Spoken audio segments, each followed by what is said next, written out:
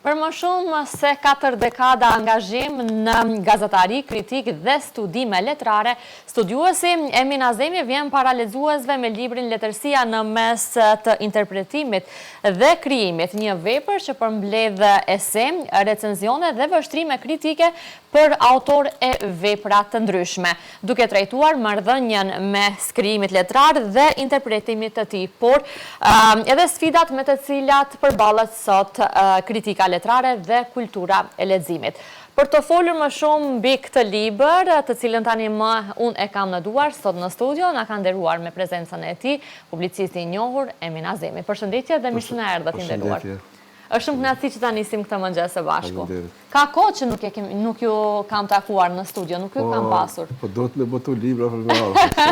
Po mirë, keni qenë vazhdimisht aktiv, po tani me shkas, po me librin e fundit. Si kaloi gjithë ky proces i shkrimit të këtij libri, duke ditur që rreth 40 vite në konsideratë për t'i përmbledhur të gjitha këto ese dhe të gjitha këto kritika që jeni munduar t'i përmbledhni për t'i pastaj në këtë botim. Ky libër është botu vitin e kaluar dhe është produkti një pune mbi 40 vjeçare timën, ashtu siç e thatë edhe ju në fillim. Librat të tillë zakonisht bëhen kur një autor vendos të përmbledh apo të rekapituloj një fazë të punës së tij, krijuese, studimore, për arsye se këto shkrime kanë qenë të botuara fillimisht në shtypin tonë letrar e kulturor, në Prishtinë dhe në Shkup, po edhe në Tiranë dhe Gjetiu. Por ka dhe shkrime tjera që janë shkruar në kas për librin. Është ndarë në disa, si të themi, në disa kapituj që unë kam menduar se për një orientim, për një farë lloj rrugë treguesi për lexuesin që të ketë një orientim pak më të mirë gjatë leximit, dhe është e strukturuar edhe në pikpamje kronologjike sipas viteve, por edhe në pikpamje të fahut me cilat merren të shkrimet, me poezinë, me tregimin, me romanin, me dramaturgjinë, publicistikën, dhe ka edhe disa profile, portrete të krijuesve tanë, të shkrimtarëve tanë, prej Lazush Paradesit deri te këta viteve, dekadave tona të fundit. Pra, për një lexues, qoftë ai lexues i specializuar, studiues, qoftë një student apo nxënës, ky libër, nëse jo për diçka tjetër, mund shërbej si referencë bibliografike për të gjetë dhe për të pas mundësi, si një lloj harte në rrugë, kur ne udhtojmë, edhe ky libër mund të shërbej si një lloj rrugëtreguesi për të zgjeruar një uritë mbi letërsinë, krijimtarinë letrare dhe mbi të gjitha atë që është në titull, me pa raportin mes krijimit dhe interpretimit. Po, aty edhe disha të ndërlidhem, si qëndron raporti sot mes krijimit dhe interpretimit, zotëri Azemi? Po, si e vlerësoni? Ndoshta është në një raport pak të drejtë, për arsye se më shumë krijohet se sa interpretohet letërsia. Pastaj kur jemi te interpretimi, është një nënpyetje tjetër pastaj, sepse ne ende nuk kemi një kritik, si themi, të specializuar që merret dhe që ndjek ka pas hapi prodhimin letrar. Do të thosh, është një kritikë, po është një kritikë e parathënieve, është kritikë e tribunave dhe kritikë si themi, jo kontinuele, siç ka qenë, për shembull, unë e di kur kam qenë në Prishtinë dhe në rilindje, ka pas çdo javë, çdo shtunë ka pas 1-2 faqe e rezervuar për kritika dhe recensione letrare mbi veprat që ishin botuar viteve të fundit, domethënë muajve të fundit. Dhe me një farë mënyre lexuesi, po edhe krijuesit kishin një lloj ndërvarësie mes veti dhe aty me një farë mënyre edhe shihej edhe valorizoheshin vlerat, sepse krijimtaria letrare mund të ekziston dhe ka ekzistuar edhe pa kritikën letrare. Madje ka edhe shkrimtarë cilët nuk e përfillin kritikën letrare gjithashtu, për arsye se jo gjithmonë kritika letrare e ndihmon procesin krijues, por megjithatë kritika letrare dhe interpretimi letrar është i nevojshëm dhe i domosdoshëm për disa arsye, sidomos për studiuesit e ri, për lexuesit dhe për krijuesit, të cilët kanë nevojë që të kenë një lloj vizioni, një lloj rrugë treguesi mbi atë se si lëvizin trendet krijuese letrare në një hapësirë të caktuar. Këto praktika ne nuk i kemi zbuluar, këto janë në për vendet kulturore shumë më të zhvilluara, për shembull në Francë, në Angli, në Shtetet e Bashkuara, në Gjermani, në Rusi, besa në kohën kur kanë vepruar Gogoli, Dostoevski, Bulgakovi, kështu me radhë, ka pas revista madje të specializuara letrare, cilat kanë pas një rubrikë apo disa rubrika cilat janë marrë ekskluzivisht me eseistik dhe me kritikë letrare. E qartë. Në hyrje, shkruani se një tekst pa interpretim mbetet i heshtur. Sa është i rëndësishëm roli i lexuesit në jetën e një vepre? Po, në fakt jeta e një vepra i ka dy, si themi, dy dimensione. Është ajo faza kur ne e krijojmë një vepër dhe ne e krijojmë pavarësisht nga ajo, a e lexon dikush ajo. A do ketë feedback ose jo? Po, dhe është pastaj ajo faza tjetër apo dimensioni tjetër i receptimit, që thuhet në teoritë e letërsisë. Hapësira e receptimit apo fusha e receptimit, ku ashtu siç e thash edhe në fillim, është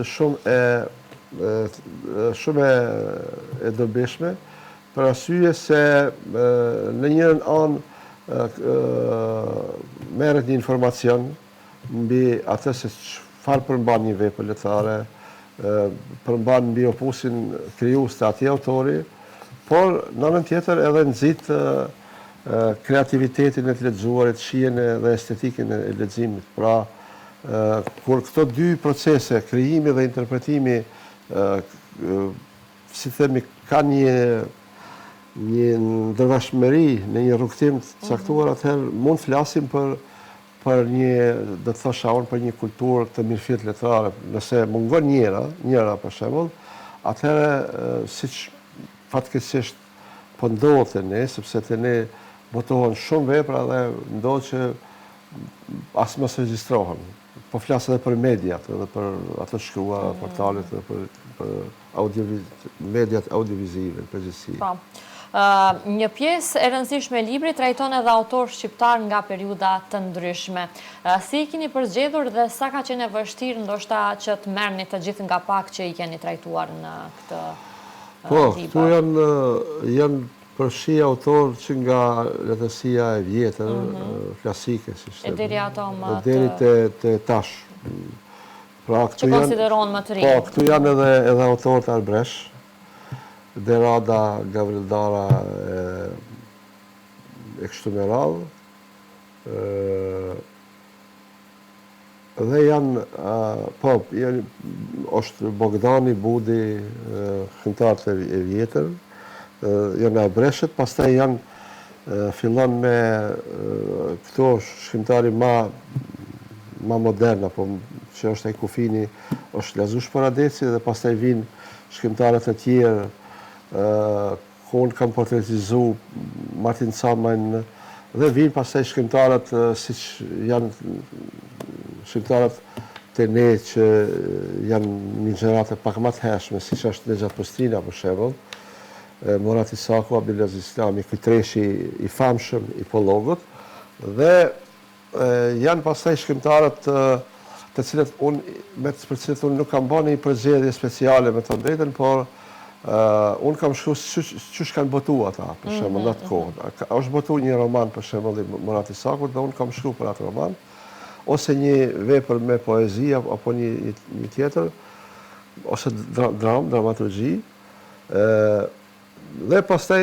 Që do të thotë gjithmonë nga përvoja juaj. Po, dhe është një pjesë pastaj e këtij libri ku unë kam portrete letrare, portrete krijuesish, siç është për shembull Martin Camaj, Ibrahim Kadriu, Teki Dervishi, Lazgush Poradeci, Anton Berisha, edhe të tjerë, tash ka edhe të tjerë, po.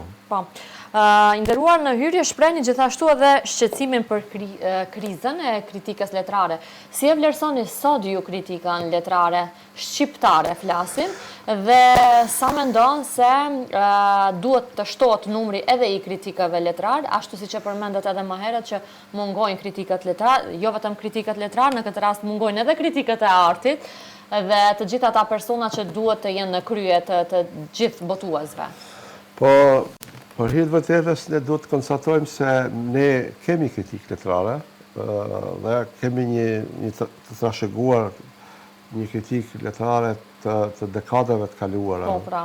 Siç ajo kritika letrare që është shkruar në një periudhë më hershme në Shqipëri, sidomos mes dy luftave botërore, është një kritikë letrare dhe eseistika, sidomos brillante, e cila i kushtohet letërsisë dhe fenomeneve kulturologjike. Pastaj kemi kritikën letrare dhe studimet letrare që janë në Shqipëri vitet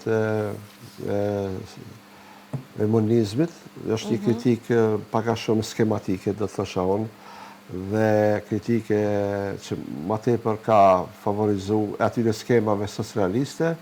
Dhe është kritika letrare e Kosovës, e cila megjithatë është më e avancuar, sepse është një kritikë që anon nga strukturalizmi, nga postmodernizmi, letërsisë dhe realizmit magjik, tema të cilat në Shqipëri për shembull nuk kanë qenë të preferuar, për një kohë po flas para rënies së komunizmit, dhe kemi një kritikë letrare apo studime letrare edhe këtu te ne, sepse ne nuk do të harrojmë se këtu ka si themi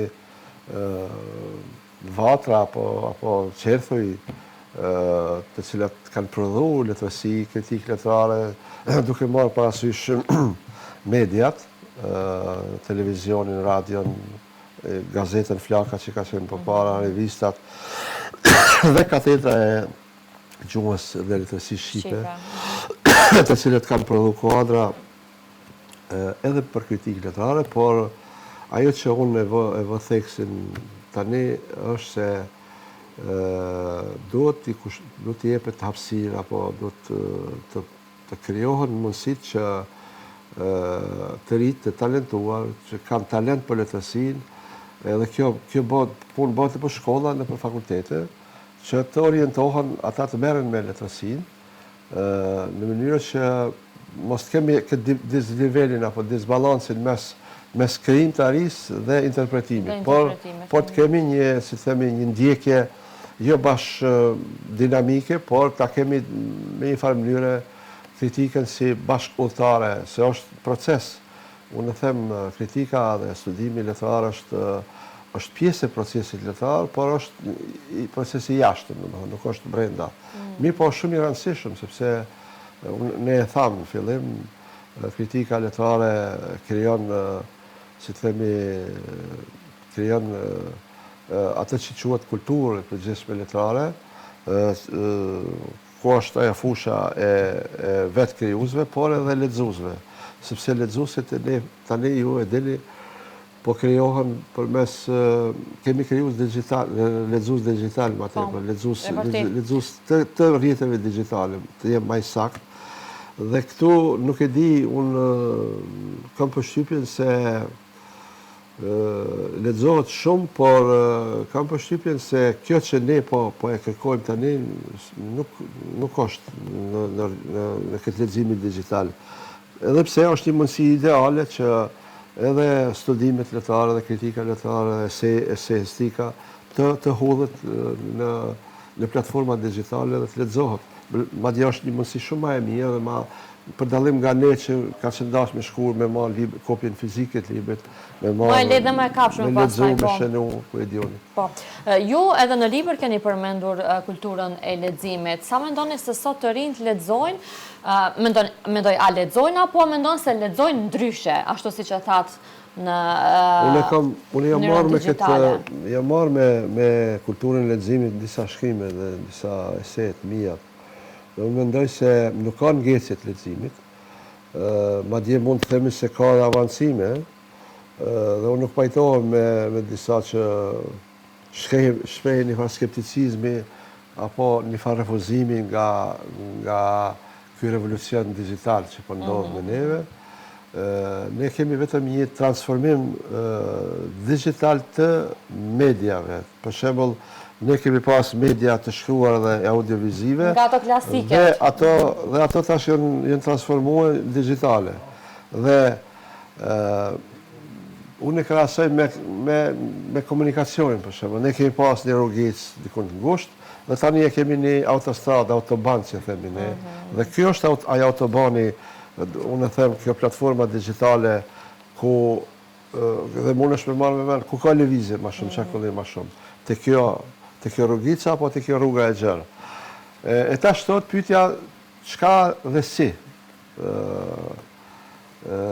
Kam përshtypjen se megjithatë mungon një shkollë, mungon një edukim i mirëfill të letrarëve këtu ne, në mënyrë që të rinjt të kenë mundësi, sepse të rinjt tanë janë shumë talentuar tani.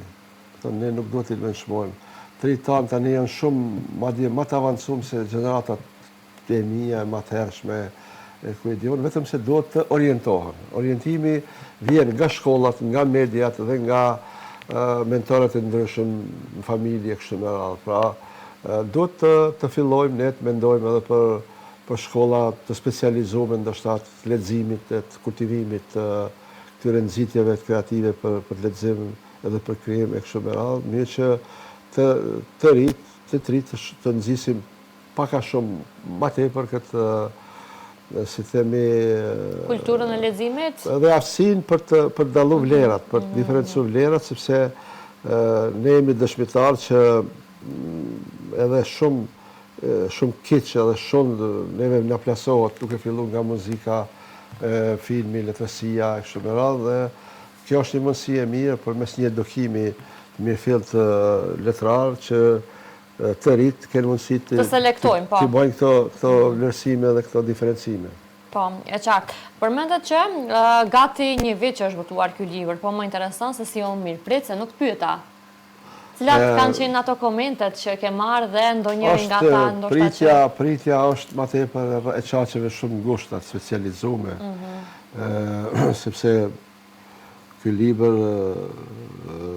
i dedikohet, si themi, nuk është libër masiv, si themi, për publik gjerë, edhe pse do doja unë tjetë i përhapur edhe në shkolla, edhe në për biblioteka, edhe pse është shpërnda aty këtu. Unë kam prit dhe pres që për këtë libër të shkruen mas parit atë që e thashun, edhe pse edhe ky libër është nga kritika dhe studimi letrar, edhe ky libër ka nevojë për një vështrim, për një plasim të ideve që dalin nga ky libër. Dhe deri më tani ka pas pak për hir të vërtetës. Unë pres që dikush edhe këtu te ne, po edhe në Tiranë, në Prishtinë, sepse tani po mbahen edhe panairet. Ky libër është promovuar këtë panairin e fundit tani në Shkup që ishte. Po dhe ishte një mundësi e mirë, aty unë bile shpërndajta disa kopje të librit dhe pres tani edhe një lloj feedbacku. Sepse ne duhet të shpërndajmë libra, të japim libra, madje edhe të falim libra. Për pas një feedback. Edhe se kemi atë luks, po të japim librat mirë që të kemi feedback. Edhe pak prap po e përsëris, ne duhet të kushtohemi shumë aksione për lexim, kulturës leximit, sepse në gjithë këtë Shkup ne nuk kemi librari, për shembull. Bibliotekat tona janë gjysmake, bibliotekat e shkollave me shku me i kontrollu, nuk e di, por kam përshtypjen se ka botime djetra, disa lekturat shkollore, dhe nuk ka dhe duhet komunat tona në kuadrët bugjeteve tyre të parashofin si që veprojnë disa komuna Macedonën në Shkup. Unë e di qendra, Karposhi dhe disa në Shkup, ato subvencionojnë shkollat, bibliotekave të shkollat për të ble librat nga botuesit, nga autorët. Edhe komunat tona duhet, mendoj se unë duhet ta aplikojnë Po, në kuadrë të Panairit është bërë edhe një iniciativë për hapjen e një librarie në Qarshi.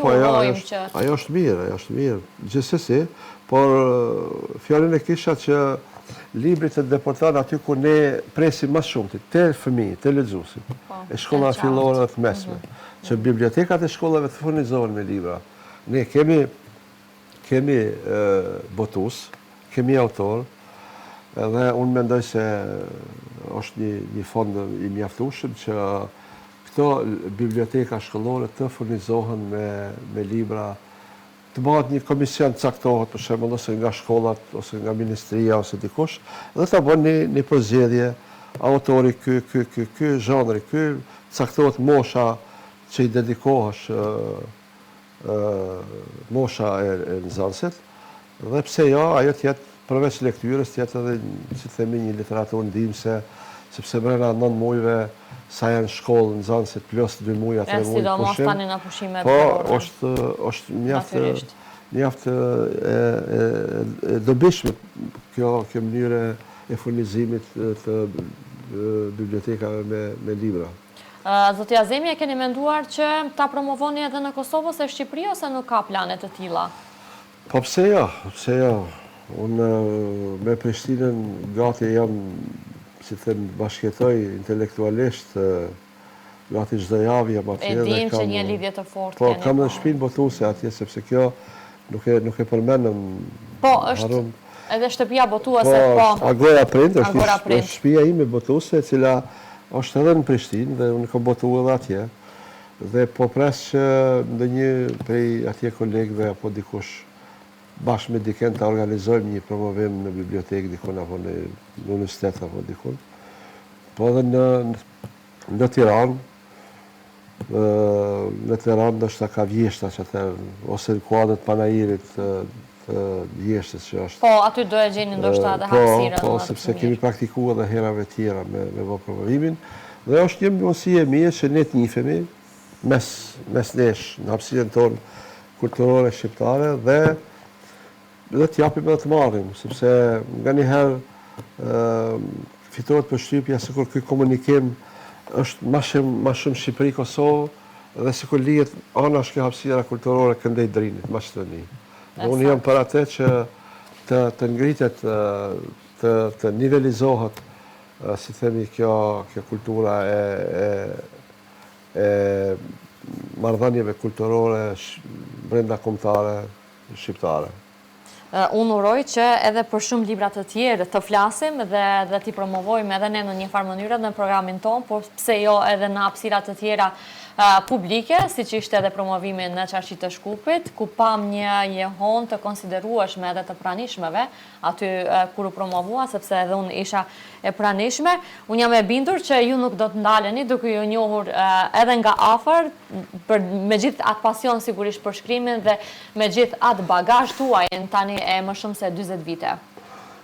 Kjo ishte një mundësi e mirë, Aida, faleminderit. Ne komunikuam edhe në studio, po komunikuam me shikuesit.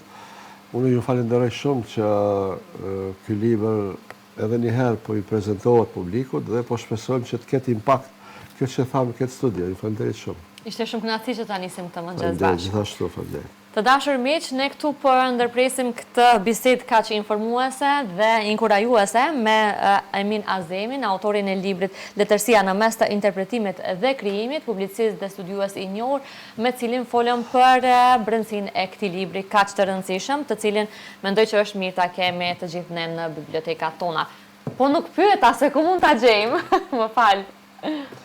Po e ke shpërndar përveç... Unë e kom dërguar në bibliotekë, Tetov është, në 2-3 librari. Në Shkup, me thënë drejtën, po presim më hapkim. Nuk kemi se ku në Shkup, për fat keq. Të hapet dhe pastaj do të shohim. Po mendoj që ata që kanë interes mund të ju kontaktojnë, apo jo? Do të praktikoj të jau dërgoj edhe për disa shkolla, në Shkup e në disa qytete këtu pari, që ta kenë edhe në për shkolla në Zanësit dhe shkolla fillore të mesme. Shumë mirë. Faleminderit edhe një herë. Të dashur miq, ne këtu bëjmë një ndërprerje shumë të shkurtër me një pikë muzikore për të rikthyer sërish në studio dhe për të vazhduar edhe me mysafirën tjetër. Qëndroni me ne.